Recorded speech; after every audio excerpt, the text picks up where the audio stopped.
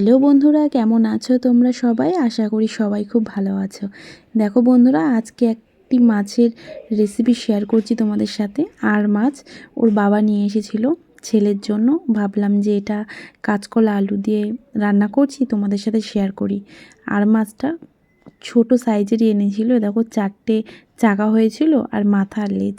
আর মাছটাকে ভেজে নিচ্ছি। কড়াইটা ভালো করে গরম করে নিয়েছিলাম, খুব গরম। তার মধ্যে তেল দিয়েছি, দিয়ে দেখো আর মাছগুলো ভেজে নিচ্ছি। জানো তো বন্ধুরা, যে কোনো মাছ ভাজার সময় না আমি কড়াইটা প্রচণ্ড পরিমাণে গরম করে নিই। তাহলে কিন্তু মাছগুলো যখন ভাজি একটুও কিন্তু ভেঙেও যায় না, লেগেও যায় না কড়াইয়ে। দেখো কত সুন্দর করে ভেজে নিলাম। আর যেহেতু আমার সোনাবাবু খাবে, বেশি মাছ ভাজলেও কিন্তু পছন্দ করে না, এই জন্য একটু নরম নরম করে আর মাছগুলোকে ভেজে নিয়েছি। আর তার মধ্যেই মাছগুলো তুলে নিয়ে একটু জিরে ফোড়ন দিয়ে এখানে দেখো কলা আর আলু কেটে রেখে দিয়েছিলাম, সেটা ভেজে নেব। কলার তো একটা কষ আছে, এই জন্য কলাটাকে কেটে আগে লবণ দিয়ে জলে ভিজিয়ে রেখেছিলাম, যাতে ওই কালো জলটা বেরিয়ে যায়। আর এখন ভালো করে ভেজে নেব আলু দিয়েছি একটা, কলাই বেশি আছে, কাঁচকলা বেশ। কিন্তু আর মাছটাও তো জ্যান্ত মাছ, কিন্তু খুব উপকারী আর কিন্তু খেতে খুব ভালোও লাগে এইভাবে যদি রান্না করা হয়।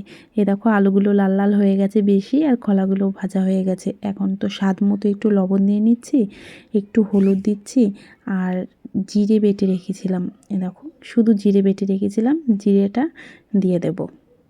আর আমি কিন্তু লঙ্কা বাটা দিইনি একদম, আমার বাবু একদম ঝাল খেতে পারে না, এই জন্য কিন্তু আমি লঙ্কা বাটা দিইনি। দুটো গোটা লঙ্কা দিয়ে দেব, একদমই গোটা গোটা লঙ্কাটা চিড়েও দেবো না। দেখো দিয়ে নিলাম, লঙ্কাটা কিন্তু গালাবোও না, এভাবেই কিন্তু একটু নাড়াচাড়া করে নিচ্ছি সব মশলার সাথে আলু আর কলাটাকে, যাতে আবার লঙ্কাগুলো না গেলে যায়। ঝাল হয়ে গেলে আমার সোনা একদমই খেতে পারবে না, ও ঝাল খাওয়া শিখিনি এখনও।